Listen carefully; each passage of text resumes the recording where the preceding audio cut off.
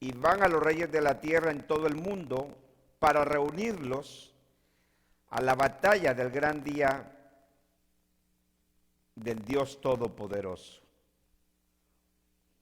Muy bien, eso es lo que leemos, hermanos, pueden sentarse.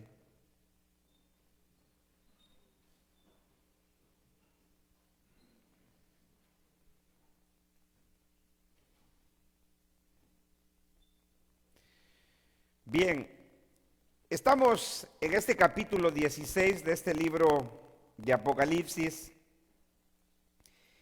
y encontramos el derramamiento de las últimas plagas que Juan lo presenta en dos formas, en forma de plagas últimas o las plagas postreras y también como 7 copas que concluyen o que ejecutan la ira de Dios sobre estos juicios que él estaba por traer. Ahora, hemos dicho, hermanos, que la razón que Juan le llama las últimas 7 plagas postreras, es porque al igual que el juicio de las 7 trompetas, que tienen mucho de similitud, son tomadas sus imágenes o su simbolismo de las plagas, de los juicios que Dios trajo en contra de los egipcios, de Faraón y de Egipto, su pueblo, por causa de no dejar ir libre al pueblo de Israel liderados por Moisés. Entonces, aquí tenemos nosotros algo muy interesante, porque en el capítulo 15 vimos nosotros cómo Juan presenta al pueblo de Dios victorioso. De hecho, casi cada capítulo del libro de Apocalipsis presenta los dos elementos paralelos. Por un lado vemos al pueblo de Dios salvado, victorioso, triunfante, y por otro lado vemos al otro pueblo, en este caso a quienes habría de venir este juicio, que eran aquellos que quebrantaron el pacto, sobre quienes estos juicios habrían de venir en un tiempo muy cercano. Por eso hemos hecho énfasis en que Apocalipsis habla del tiempo que estaba por cumplirse, o como el Señor se lo dijo a Juan al principio y se lo dice al final del libro, que esto habría de suceder pronto.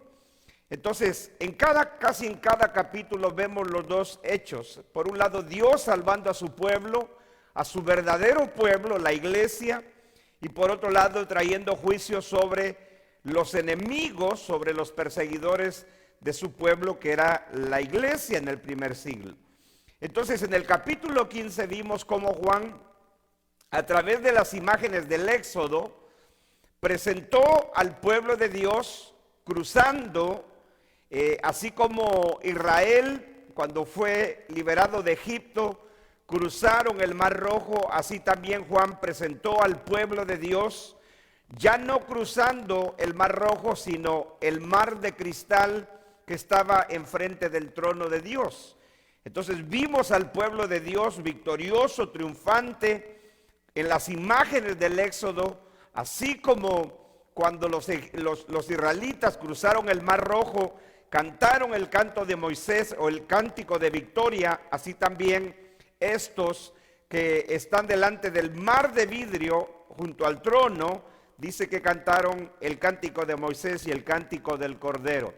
Entonces Juan continúa con las imágenes de Éxodo, y entonces lo que hace ahora es que al presentar el juicio de las 7 copas de la ira de Dios, que habrían de concluir con estos juicios, con el castigo de Dios sobre sus adversarios, entonces Juan toma las imágenes del Éxodo otra vez, de las plagas que Dios trajo sobre Egipto, y eso es lo que estamos viendo en el juicio de las 7 copas de la ira de Dios.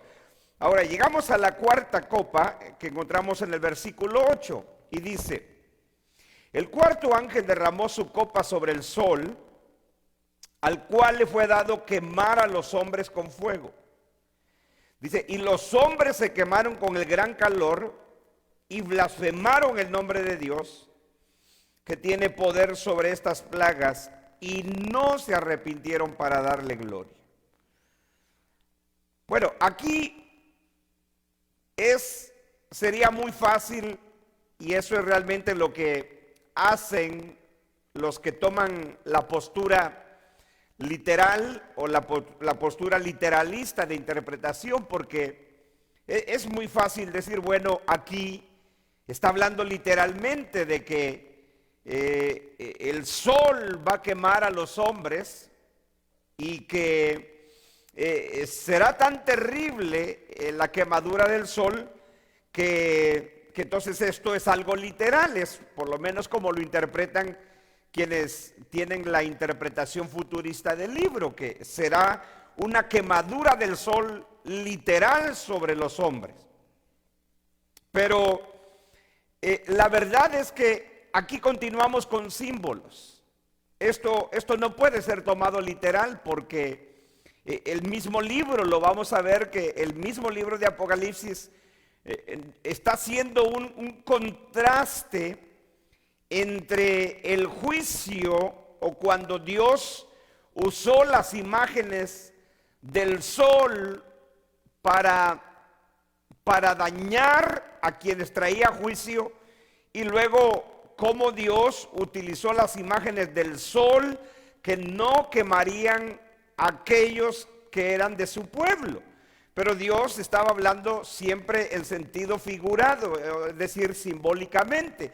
Dios lo viene haciendo desde el Antiguo Testamento. Y eso es lo que Juan hace aquí.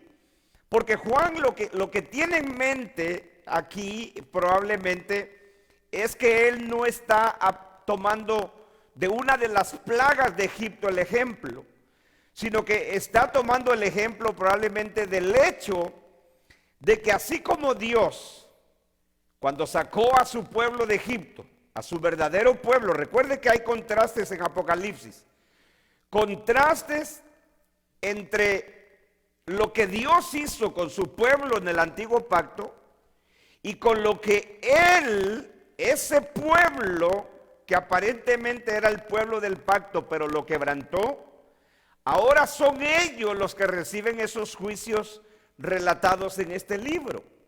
Por eso es de que vemos aquí que aunque este pueblo que está recibiendo los juicios de Dios eran a quienes Dios favoreció en el antiguo pacto cuando los liberó de Egipto, pero esta generación que era culpable de la muerte de los siervos de Dios eran quienes iban a recibir estos juicios.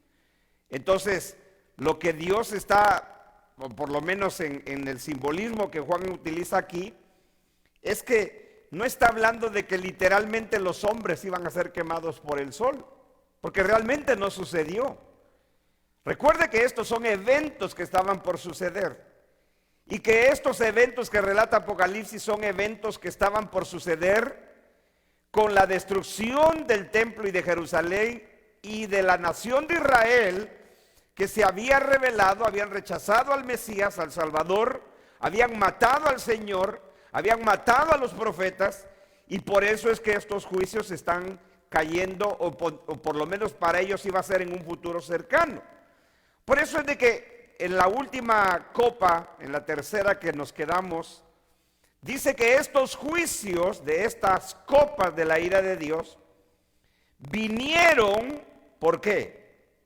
Dice, por cuanto derramaron la sangre de los santos y de los profetas, también tú les has dado a beber sangre, pues lo merecen. Entonces aquí tenemos una vez más la razón de estos juicios relatados en Apocalipsis. ¿Por qué? Porque estos que reciben estos juicios, este pueblo que quebrantó el pacto, ellos mataron, derramaron la sangre de sus santos, del pueblo de Dios y de sus profetas. Por eso Dios les estaba a beber sangre, pues lo merecen. Es una forma simbólica de decir, por eso Dios los está destruyendo. Entonces, cuando uno lee, por ejemplo, este juicio de esta cuarta copa, uno no puede tomarlo literal. no es literal, porque ni aún en los juicios del año 70, que son los que aquí están relatando, no sucedió eso. Lo que en realidad aquí está haciendo el Señor o el Espíritu Santo a través de Juan escribiendo, es que está haciendo un contraste, ¿sí?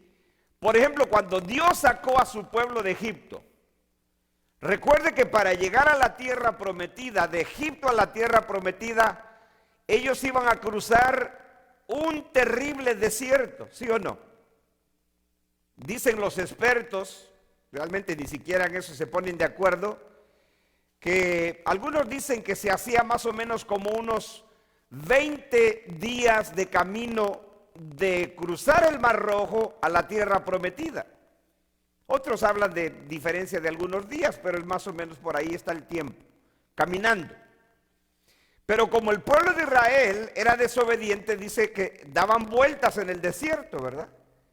Y daban vueltas y vueltas y regresaban al mismo lugar. Bueno, eso que les iba a tomar unos días de camino, o unas semanas, vamos a decirlo así, les tomó 40 años.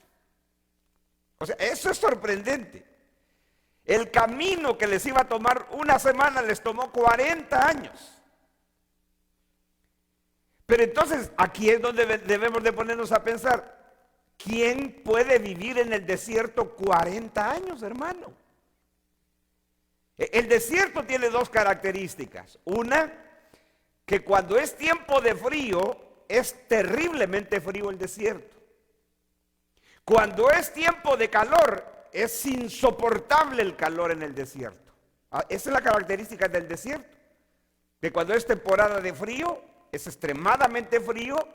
Es difícil sobrevivir en el desierto, y cuando es tiempo de calor de verano es extremadamente caliente.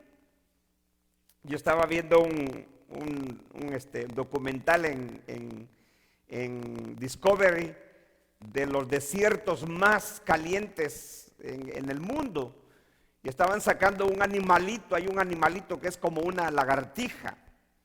¿Cómo es que este animalito puede sobrevivir en el desierto? Temperaturas, pero de casi 200 grados de temperatura, calientísimo. O sea, solo piense usted, aquí en nuestro condado de San Diego, en el verano, cuando llegan los calores más fuertes, puede llegar a 100, 102, por ahí, y es un calorazo para nosotros. Pero casi 200 grados de temperatura es terrible. Entonces lo que hace este animalito es que empieza a bailar, una especie como de danza. Entonces, para soportar el calor de la arena, porque es pura arena, pero es calientísimo, entonces levanta dos patitas así, y luego las pone y levanta las otras para que no le queme, así, y así se la lleva. Y otra vez dos, y así va cambiando, ¿verdad?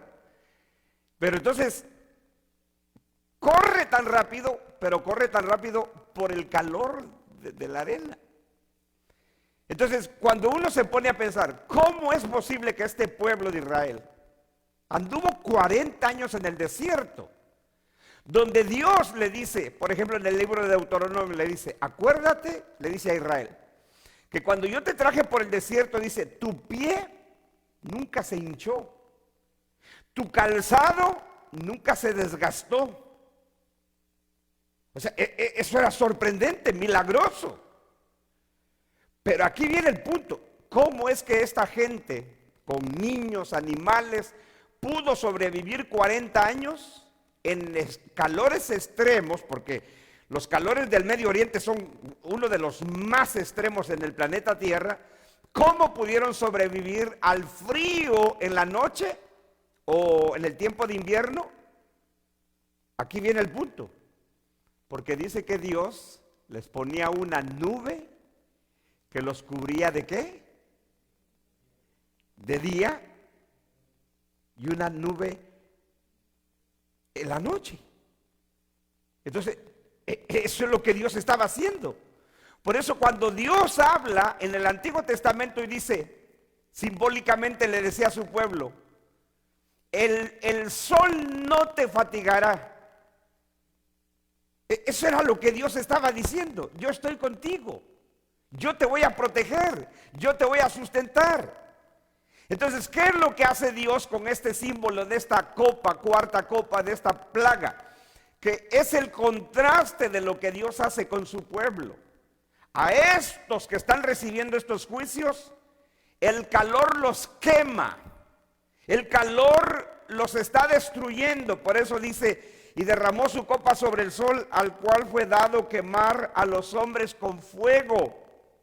Y los hombres se quemaron con el gran calor y blasfemaron el nombre de Dios, que tiene poder sobre estas plagas, y no se arrepintieron para darle gloria. Entonces, esto es un simbolismo del abandono de Dios. Es como si Dios le estuviera diciendo a estos que quebraron el pacto: yo te abandoné, porque tú quebrantaste mi pacto, yo te abandoné. Es lo contrario que Dios le decía a su pueblo en el Antiguo Testamento. ¿Por qué Dios les puso una nube de día y una nube de noche? ¿Por qué? Porque Dios estaba con ellos. Ahora, mire aquí el contraste. En el mismo libro lo vamos a ver para que usted vea que esto no es literal. Estamos ante el libro más simbólico de toda la Biblia. Vaya al capítulo 7 y vamos a ver a su pueblo, al pueblo verdadero de Dios. Aquí en Apocalipsis hay dos pueblos.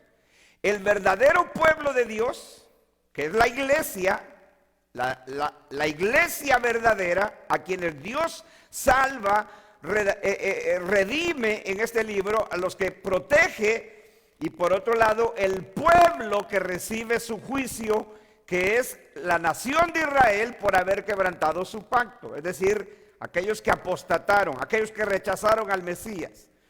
Capítulo 7, mire qué interesante esto. Capítulo 7, verso 14. ¿Qué tenemos en el capítulo 7? A ver si se acuerdan. ¿Qué son las dos cosas sobresalientes del capítulo 7? Los 144,000 sellados de las 12 tribus de Israel, 12,000 de cada tribu, y la multitud que nadie podía contar, de toda nación, pueblo y lengua, vestidos con ropas blancas delante del Cordero.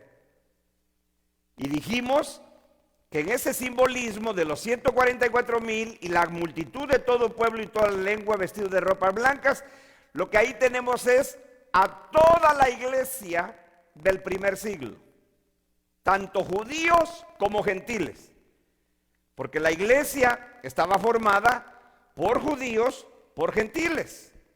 Por eso es que Juan lo presenta en el simbolismo de los 144,000. Está hablando del cristianismo judío, o de los cristianos de raza judía, entre ellos los discípulos del Señor, ¿sí? Pero la multitud eran los salvos de todo el imperio, los que estaban siendo salvados en todo el imperio romano. Por eso dice que no la podía contar. Pero entonces mire esto, versículo 14.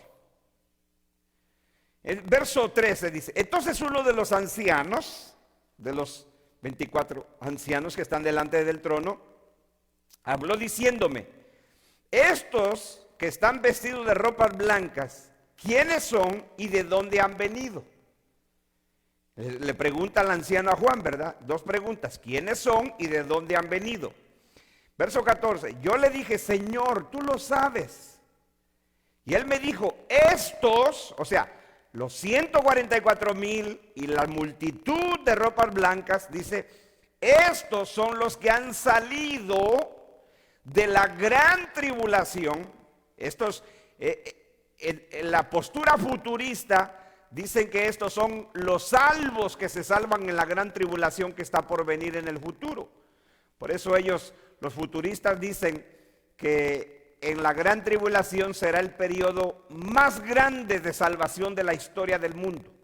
El avivamiento más grande, porque dicen que ningún tiempo de la historia de la humanidad habrá tanta gente salvándose como en el periodo de la gran tribulación, porque ellos lo entienden así en este pasaje. Pero lo que está diciendo aquí es que estos 144,000 y estos de la multitud de ropas blancas, dice, han salido de gran tribulación o de la gran tribulación.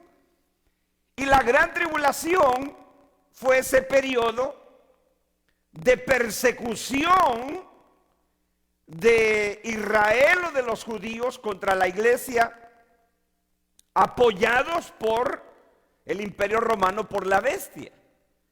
Entonces, lo que Juan está viendo aquí es a toda la iglesia, tanto compuesta por judíos como gentiles. Entonces, estos han salido, y ya lo explicamos en el capítulo 7, no vamos a hacerlo otra vez porque nos reduciría el tiempo. Pero lo que le quiero mostrar es aquí, escuche esto, dice, estos los que han salido de la gran tribulación y han lavado sus ropas y las han emblanquecido en la sangre del Cordero. Entonces, ¿por qué tienen ropas blancas? No porque soportaron la gran tribulación, como dicen los futuristas.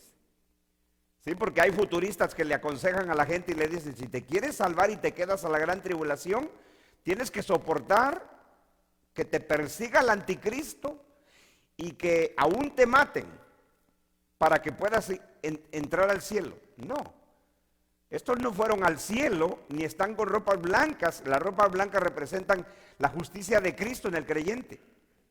No están con ropas blancas porque pasaron la gran tribulación, no. Están con ropas blancas porque fueron emblanquecidos en la sangre del Cordero. Es por la obra de Cristo, como ya explicamos. Versículo 15 dice, ¿por esto qué? O sea, ¿por qué están con ropas blancas? Porque se las lavó la sangre del Cordero. Por esto están delante del trono de Dios. Es como diciendo, por eso llegaron a la presencia de Dios. Es como cuando nosotros le predicamos el evangelio a un inconverso. Y quieres ir al cielo. La única forma de ir al cielo es que te laven tus pecados. Que te laven de tus pecados. No hay otra forma. ¿Sí? Por eso están delante del trono de Dios. Y le sirven de día y de noche en su templo, o sea, ya es el templo del cielo, porque el templo terrenal estaba por caer. Dice, y el que está sentado sobre el trono, o sea Dios, extenderá su tabernáculo sobre ellos. Ya no el tabernáculo en el desierto, sino su presencia misma con ellos en el cielo. Dice, verso 16, ya no tendrán hambre ni sed. Aquí es donde nosotros nos empezamos a preguntar y decimos, cuando estemos delante de Dios, ¿vamos a tener hambre? ¿Vamos a tener sed? No, es que aquí no está hablando literalmente. Aquí de lo que habla es que ya no habrá necesidad de nada. Dios suple todas nuestras necesidades. Porque lo que está citando aquí Juan es el pasaje de Isaías, del profeta Isaías. Capítulo 49, verso 10, donde Dios le promete a Sión, que era Israel, pero ahora Sión es la iglesia en Apocalipsis, le promete que no tendrá hambre ni sed. ¿Y qué más? Dice, y el sol no caerá más sobre ellos, ni calor alguno. ¿Qué le parece? Nota el contraste. El pueblo de Dios, los salvos, no los quemará el sol, ni caerá más sobre ellos, ni calor alguno. Pero sobre los que se derrama la cuarta copa, el sol los quema. ¿Te das cuenta? Entonces no está hablando literalmente del sol quemando a la gente. Es un simbolismo de protección, de que Dios está con su pueblo. Pero el simbolismo de que el sol los quema significa que Dios ya no está con ellos, que Dios está trayendo juicio sobre estos quebrantadores de su pacto. Por eso, en el juicio de la cuarta trompeta, el sol quema a los hombres. ¿A quiénes hombres? ¿A qué hombres? ¿De qué está hablando? De aquellos que mataron a sus santos y que mataron a sus profetas. Por eso Dios les está dando a beber sangre. Es sobre ellos que caen todos estos juicios. en el simbolismo de las plagas de Egipto. Entonces mire usted, los 144,000, la multitud de ropas blancas, ellos, el sol no caerá más sobre ellos ni calor alguno. Es más, yo le voy a decir algo. Este texto, frecuentemente y a menudo nosotros lo interpretamos como que si esto se va a cumplir hasta que estemos en el cielo. Y no es verdad. Esto es un hecho. Esto es un hecho. O sea, porque en símbolos lo que está diciendo es, Dios es el que suple todas las necesidades de su pueblo. Es como cuando el Señor le dijo a la samaritana, cuando la samaritana está sacando agua, ¿verdad? Y le dice, dame de beber. El Señor tenía sed física, pero fue una razón, una excusa del Señor para predicarle. Entonces la mujer le dice, vio que el Señor era judío, entonces le dijo, judío y samaritano no nos llevamos. Y entonces el Señor le dijo, mira mujer, si tú supieras quién te pide de beber, tú le pedirías a él, que estaba hablando de él mismo, tú me pedirías a mí y yo te daría un agua que nunca volverás a tener sed. Yo le hago una pregunta. Esa promesa del Señor a la mujer samaritana de que nunca volvería a tener sed, ¿le estaba hablando de que hasta que llegara al cielo o cuando ella recibiera la salvación por la fe?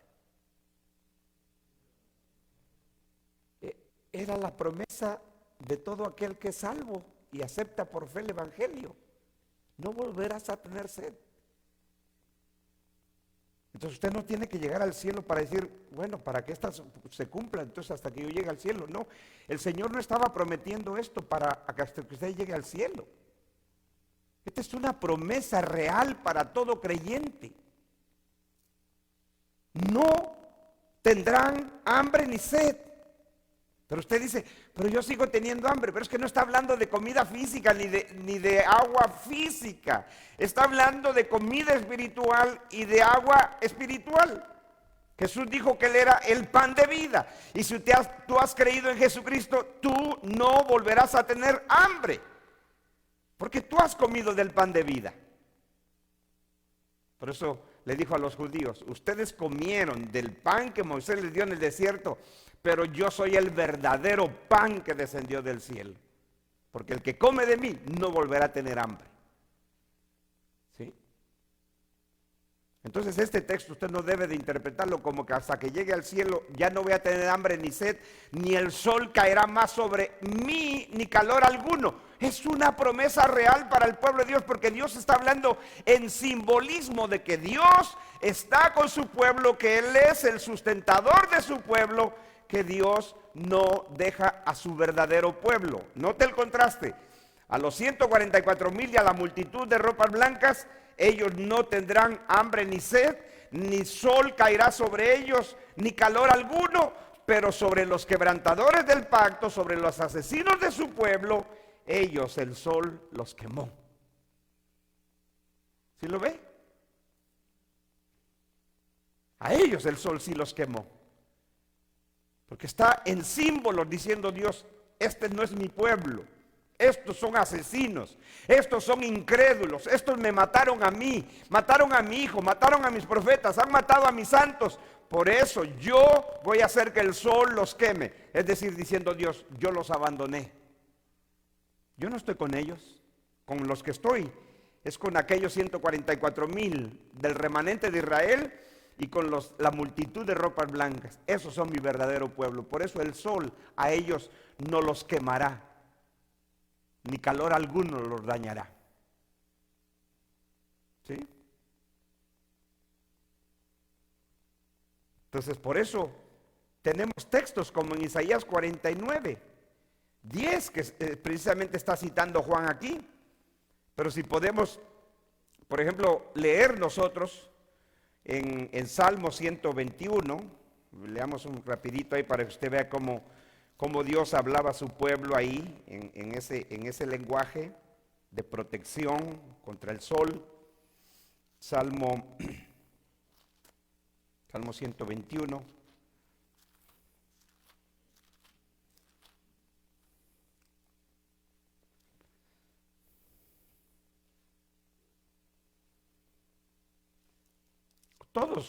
Todos en alguna manera hemos citado este texto y lo hemos leído, pero no creemos que esto se ha cumplido ya en el pueblo de Dios. Creemos que hay que llegar al cielo para que esto sea una realidad. No, es una realidad, hermano. Así como Jesús es el pan de vida, es una realidad. Y usted no tiene que tener hambre otra vez. Así como usted bebió de su sangre. En el último gran día de la fiesta, dice Juan, el Señor dijo: el que tenga sed, venga a mí, beba, y de su interior brotará un río de agua viva. ¿Usted cree que estaba hablando literalmente? ¿Que él era un río literalmente de agua? No, es simbolismo. Verso 5 de Salmo 121 dice: Jehová es tu guardador. Mire, ¿qué significa guardador? Protector, aquel que cuida a su pueblo. Dice: Jehová es tu guardador. Si leemos todo, es hermoso. Dice: alzaré mis ojos a los montes. ¿De dónde vendrá mi socorro?, se pregunta el salmista. Dice: mi socorro viene de Jehová, que hizo los cielos y la tierra. No dará mi pie al resbaladero, ni se dormirá el que guarda, el que te guarda. He aquí, no se adormecerá, ni dormirá el que guarda a Israel. Jehová es tu guardador, Jehová es tu sombra a tu mano derecha. ¿Sí? ¿Cuántos han caminado con otra persona cuando hace mucho sol? Y cuando tú caminas con esa persona donde hace mucho sol y te está quemando el sol, ¿qué haces? Te cubres de la sombra del que está a tu lado. ¿No es así? Eso es lo que Dios está diciendo. Yo camino contigo porque yo soy tu guardador, yo soy tu sombra a tu mano derecha. A ti no te quema el sol porque yo estoy contigo. ¿Sí? Jehová es tu sombra a tu mano derecha. El sol no te fatigará de día, dice, ni la luna de noche. Es exactamente, el salmista aquí está repitiendo lo que Dios hizo con Israel cuando lo sacó de Egipto. Era sombra en el sol en el desierto y era luna, era luz, protección en la noche para que la luna no lo fatigara al pueblo. Entonces Dios está utilizando un lenguaje, como siempre hemos dicho, simbólico, pero más que simbólico es un lenguaje poético. Siempre ponemos el ejemplo, es como cuando alguien dice: el sol, el cielo está llorando. No, el sol no llora, es una forma de decir que está lloviendo. Entonces, cuando viene este juicio de esta copa, lo que Dios está diciendo es lo contrario. Yo abandoné a este pueblo. Estos son asesinos, estos son incrédulos, quebrantadores de mi pacto, y por eso estoy trayendo este juicio. Por eso el sol los quemará. Dios los abandonó. Por eso los juicios, el castigo, la tribulación que ellos sufrieron por causa del ejército romano, que aún lo vamos a ver en este juicio de estas 7 copas, fue terrible. ¿Por qué? Porque Dios no estaba con ellos. Con quienes estaba era con los 144,000 y con la multitud de ropas blancas. A ellos les dijo: ellos están en mi presencia, yo estoy con ellos, porque el sol no los fatigará, ni calor alguno les hará daño. ¿Sí? Es simbolismo, hermanos, de protección, de cuidado, de provisión de Dios. Entonces, cuando Dios dice: yo voy a hacer que el sol te queme, Dios está diciendo: yo no estoy contigo, yo me alejé de ti. Eso es lo que le está diciendo a estos que está trayendo estos juicios.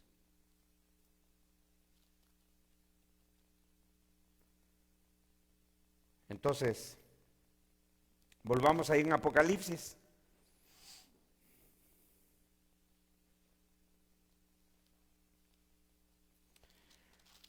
Versículo 10. El quinto ángel derramó su copa sobre el trono de la bestia. ¿Qué bestia? Hay dos. ¿Pero de cuál está hablando aquí Juan? De la primera, la que sube del mar. La bestia, el imperio romano liderado por sus emperadores que persiguieron al pueblo de Dios. Entonces dice, el quinto ángel derramó su copa sobre el trono de la bestia y su reino, es decir, su imperio, se cubrió de tinieblas. Se cubrió de tinieblas. Vamos a parar ahí. Se cubrió de tinieblas. Entonces aquí volvemos a preguntarnos, ¿está hablando de tinieblas literalmente? No. No. O como nuestros hermanos futuristas dicen, es que el reino, el imperio del anticristo va a quedar en tinieblas, se va a oscurecer, va a haber eclipses mundiales. No. Juan está hablando de plagas postreras y las está tomando de las plagas sobre Egipto. ¿Correcto? ¿Qué hizo Dios contra Faraón y su pueblo? Trajo un juicio que fue el juicio de la oscuridad. ¿Sí? ¿Sí o no? Los egipcios y Faraón estaban en terribles tinieblas. O sea, no podían ni palparse, hermano, porque uno puede estar en un lugar oscuro y todavía uno alcanza a ver la silueta de algo, pero ellos estaban pero terrible las tinieblas. Y los hijos de Israel, ¿qué tenían? Luz en sus tiendas, en sus casas. Tremendo. Entonces lo que ahí fue literal, aquí es simbólico. Así está diciendo Juan, así como Dios trajo tinieblas sobre Faraón y su pueblo, aquí Dios está trayendo tinieblas sobre la bestia y sobre su reino, que es el imperio romano, como ya lo explicamos en el capítulo 3. Y lo vamos a volver a retomar en el capítulo 17, para que recordemos que esa bestia es el imperio romano que persiguió al pueblo de Dios. Pero aquí, ¿qué significa entonces el simbolismo de tinieblas? Porque está tomado de Éxodo 10:21, cuando Dios trajo densas tinieblas sobre Egipto. ¿Sí? La plaga o el juicio de las tinieblas en Egipto. Aquí en Apocalipsis lo que dijimos que simboliza probablemente es, recuerde usted que la bestia, que es el imperio romano, que se unió en persecución contra el pueblo de Dios por medio de los judíos, eso es lo que vamos a ver en el capítulo 17. A la mujer, a esta mujer ramera, montada sobre la bestia. Los dos, así como un jinete que cabalga sobre una bestia, así los dos se unen para perseguir al pueblo de Dios. Eso es lo que vamos a ver en el capítulo 17. Vamos a ver a la nación de Israel simbolizado en esta mujer que se une con esta bestia en el simbolismo de esta mujer ramera. Porque algunos dicen que la gran ramera es la Iglesia Católica, pues totalmente equivocado. Es como, por ejemplo, cuando cayeron las torres en Nueva York en el 2001, muchísimos predicadores futuristas dijeron que Nueva York era Babilonia de Apocalipsis. Así literalmente dijeron. Porque el problema del futurista es que el futurista interpreta Apocalipsis con lo que ve en la televisión, con lo que pasa en las noticias, no con la Biblia.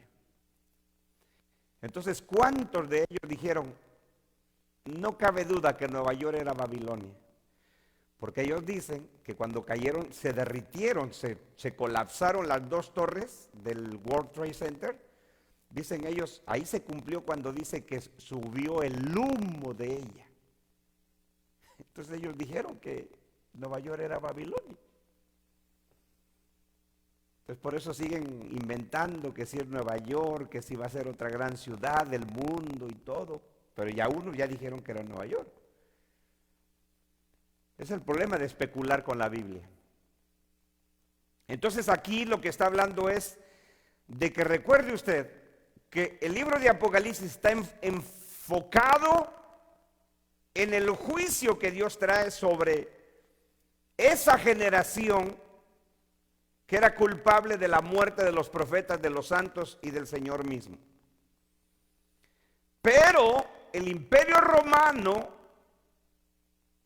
que en la soberanía de Dios, Dios permitió que persiguieran a su pueblo, es esa bestia. Pero el Imperio Romano también cayó, por si usted no lo sabe.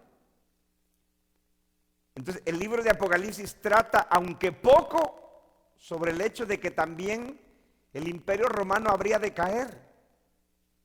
Porque eso es lo que hace Dios. Dios en su soberanía permite, usa para traer juicio sobre su pueblo o sobre cierta nación, pero luego Dios juzga a esa nación que trajo destrucción sobre esa otra nación. Es como eso fue lo que pasó en el Antiguo Testamento, que por ejemplo cuando Dios trajo juicio sobre Israel por los babilonios, Dios usó a Babilonia, a Nabucodonosor y a Babilonia, para destruir a Israel, a Jerusalén y al templo por primera vez. Pero luego Dios le dijo, yo te voy a destruir a ti, Babilonia, le dijo, por haber destruido al pueblo de Israel. ¿Sí? Era responsable. Eso es lo que Dios está diciendo aquí. Que así como Él permitió al Imperio Romano perseguir a su pueblo y usó al mismo Imperio Romano, mire qué tremendo. Note usted, vaya adelantándose. Esto es como esta película de éxito de taquilla, los Avengers. ¿Cuántos ya vieron la de Avengers? Yo ya fui con mi hijo a verla. Tuvimos que amanecernos ahí, nos fuimos a dormir ahí de madrugada. No es cierto, hombre, no se asuste. Sí, ¿dónde estaba el pastor mañaneando? No, tranquilo, después de días. Pero ese es lo tremendo, porque es tan exitosa esta película que la gente que no lo ha visto no quiere oír de qué se trata. Y yo le digo a mi hijo, ¿y cómo andan los muchachos de ahí en la escuela? No, se tapan los oídos porque otros de malosos le están contando ya lo que sucede en la película y no la han ido a ver. Pues yo de maloso le voy a contar ya lo que pasa en Apocalipsis. ¿Sí? Lo que vamos a ver adelante en Apocalipsis 17 y 18 es que así como esta ramera se monta, se une con la bestia para perseguir al pueblo de Dios, al verdadero pueblo de Dios, y mire, se unen para perseguir al pueblo de Dios, pero luego esta misma bestia destruye a la ramera. ¿No es eso curioso? Que se unen en el capítulo 17, que ya vamos a llegar, se unen, por eso dice, esa mujer se montó sobre la bestia para perseguir al pueblo de Dios. Pero luego en el capítulo 18 vamos a ver que esa bestia destruye a esa mujer. ¿Se da cuenta? La destruye. Pero Dios también trae destrucción sobre la bestia. ¿Por qué? Porque Dios también destruyó al Imperio Romano. Claro, uno en la historia dice, bueno, cayó el Imperio Romano, pero en la cosmovisión de Dios, bíblicamente, Dios es el que trae juicio sobre los imperios. Dios es el que trae juicio sobre los imperios. Entonces, aquí lo que vemos es, diciendo por el juicio de esta quinta trompeta, de esta copa, perdón, es que el imperio romano también se va a cubrir de oscuridad.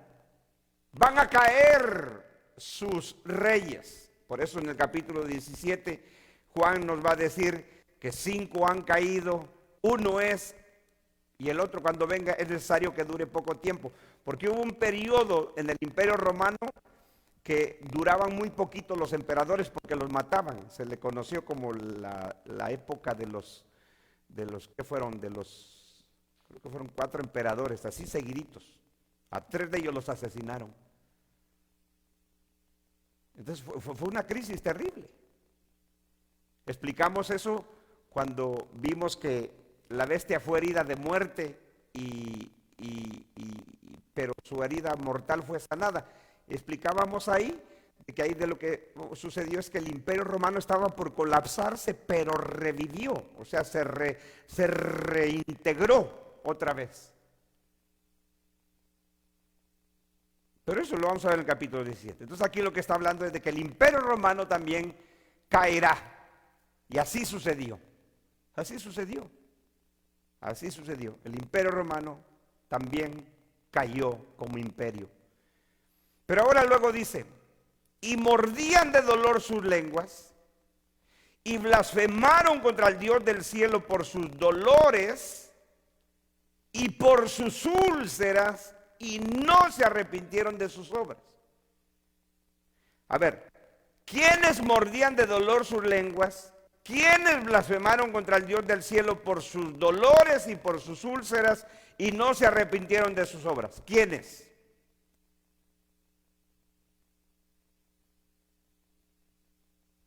Le pregunto esto porque hay que seguir bien la lectura, hermano. ¿Quiénes? Exactamente, ahí está, en el versículo 2 de este capítulo. Dice, fue el primero y derramó su copa sobre la tierra de Israel, vino una úlcera maligna y pestilente sobre los hombres que tenían la marca de la bestia y que adoraban su imagen. Son ellos, esos mismos. Por eso yo le leí hasta donde dice, y el reino de la bestia se cubrió de tinieblas. Ahí, coma.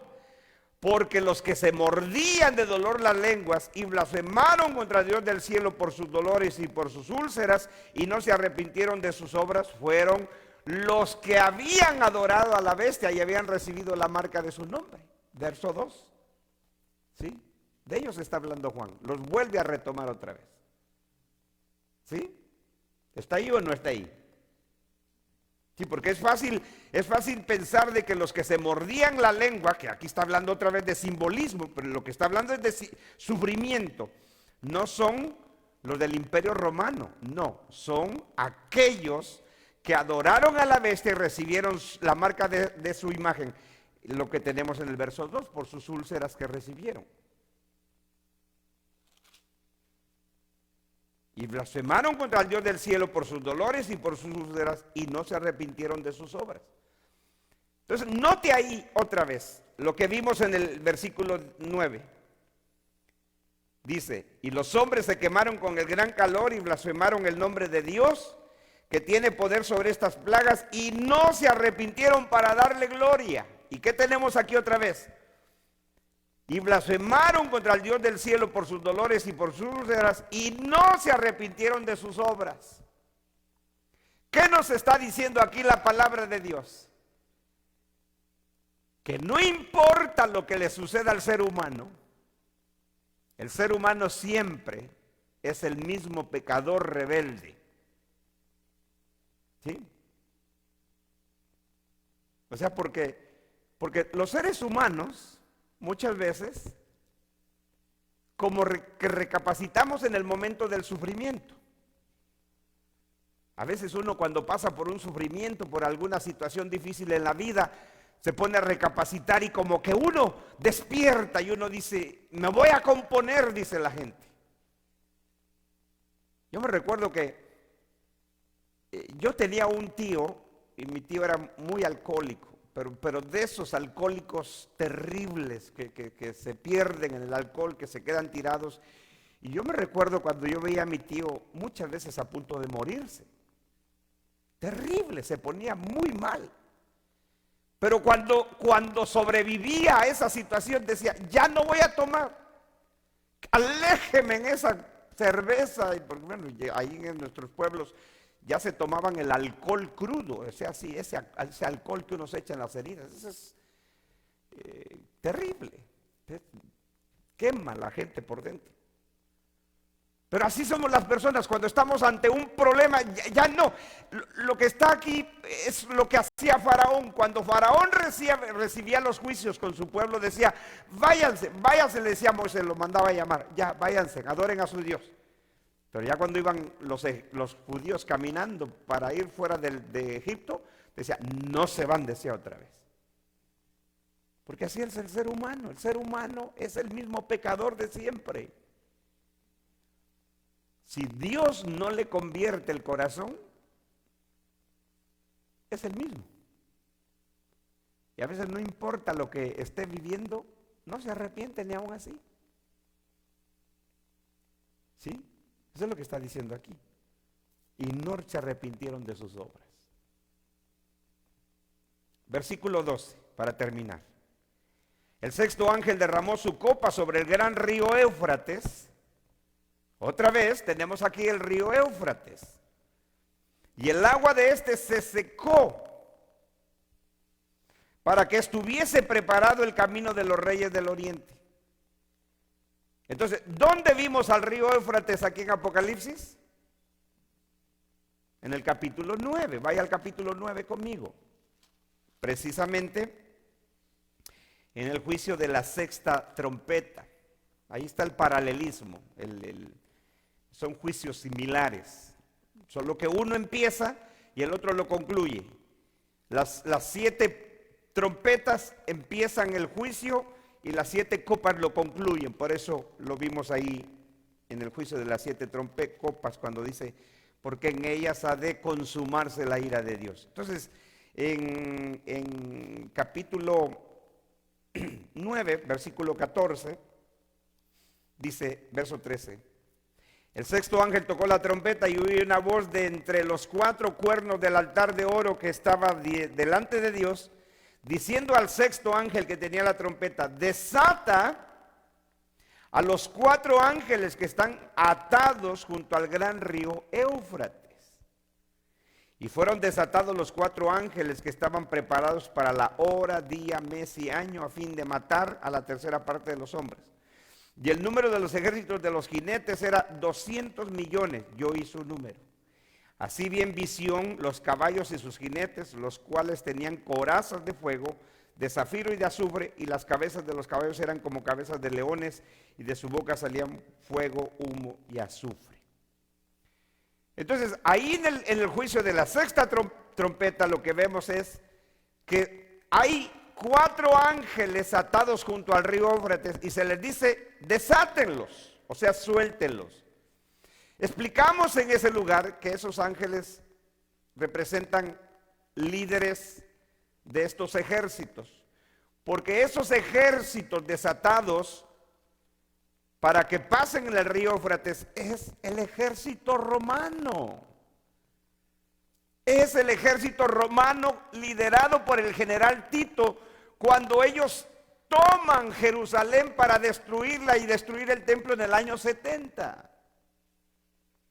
Entonces otra vez, solo que ahora es más extremo, el río Éufrates nunca se secó, hermanos. Aquí lo que está diciendo es que entonces lo que le está dando paso es a estos ejércitos del oriente. Que nuestros hermanos futuristas dicen que estos ejércitos del oriente son los rusos y bueno, ya vamos a llegar a esa frase de Gog y Magog y todo lo que se ha dicho sobre esa frase, pero cada cosa. Estos reyes del oriente están simbolizando a los ejércitos de Roma, que fueron los que iban a traer la destrucción sobre los hebreos con el juicio del año 70. Entonces dice que el gran río Éufrates se secó Y el agua de este se secó para que estuviese preparado el camino a los reyes de la tierra, del oriente. Yo le pregunto, ¿se secó el río Éufrates? No se secó. ¿Sabe de dónde está tomando este simbolismo Juan? En el Antiguo Testamento solo hay dos lugares que se secaron para que pasara el pueblo. ¿Cuál fue? El Mar Rojo y el río Jordán, exactamente. Dios abrió el Mar Rojo, Dios abrió el río Jordán para que pasara su pueblo. Ahora es lo contrario. Ahora le abren el camino al pueblo que va a traer el juicio sobre estos quebrantadores del pacto. Y en simbolismo Dios está diciendo, les sequé el río Éufrates para que vayan y destruyan. Que no es otra cosa más que el ejército romano. El ejército de Roma, liderado por el general Tito. El general Tito fue el encargado de liderar los ejércitos de Roma cuando Roma destruyó a Jerusalén y al templo y hizo la gran matanza de judíos en el año 70. Ahora, se habla en términos de reyes, porque recuerde usted que el imperio romano, como todos los imperios, estaba formado por gente de todas naciones. O sea, por eso era tan numeroso. El ejército de Roma, el imperio romano, fue uno de los ejércitos más poderosos porque tenía muchísimos soldados. Y una de las cosas que pasa en los ejércitos poderosos del mundo es que hay soldados de todas naciones. Por ejemplo, ¿usted cree que en el ejército de los Estados Unidos, que es el ejército más grande del mundo en la actualidad, no me diga que usted solamente en el ejército de los Estados Unidos solo hay güeritos con ojos azules? No. Aquí nosotros tenemos una base militar de las más grandes de los Estados Unidos, aquí en Camp Pendleton. Y usted va al centro de Oceanside, allá, usted ve asiáticos, paisas, pelo negro, ojos negros, chaparritos. Usted ve ojos azules, altotes, morenitos, grandotes, porque así son los ejércitos poderosos del mundo. Tienen gente de todo el mundo, de todo el mundo. Entonces, los imperios así eran. El ejército de Roma no era la excepción, estaba compuesta por soldados de todas naciones, porque eso era lo que era el imperio. Un imperio es aquel que va conquistando naciones, ciudades y las toma bajo su dominio. Entonces su gente viene a ser de ellos también. Por eso es que dice, a estos son los reyes del oriente. ¿Sí? Porque así eso sucedió. El ejército de Roma, liderado por el general Tito, rodeó a la ciudad de Jerusalén, porque recuerde usted que Jerusalén estaba protegida por un muro, por la famosa muralla de Jerusalén, el muro de Jerusalén, que reconstruyó Nehemías. Por eso el Señor le dijo a los discípulos, cuando ellos le dijeron, ¿cuál es la señal que nos vamos a dar cuenta que llegó el momento? Dice, cuando ustedes vean a Jerusalén rodeada de ejércitos, huyan a los montes. Esa era la señal para los discípulos. ¿Sí? Porque los pueblos hacían lo contrario, se protegían dentro de la ciudad contra el enemigo, pero los discípulos recibieron información diferente. No, ustedes huyan. Y todos los que se refugiaron en Jerusalén en sus muros, todos fueron masacrados por el ejército de Roma. Los discípulos se salvaron porque ellos siguieron las instrucciones del Señor huyendo a los montes. ¿Sí? Entonces, este ejército es el ejército romano, y que este río Éufrates simbólicamente está simbolizando al Mar Rojo o al río Jordán cuando Dios lo abre para su pueblo. Bien. Entonces, ahí vamos a quedarnos y la próxima semana continuamos. Oremos. Dios y Padre, te damos gracias en esta noche por la buena oportunidad que tú nos das de meditar y estudiar tu palabra. Señor, gracias.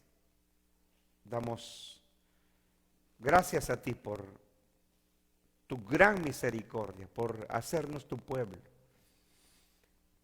Ese pueblo que podemos decir, al igual nosotros, no tenemos hambre ni sed.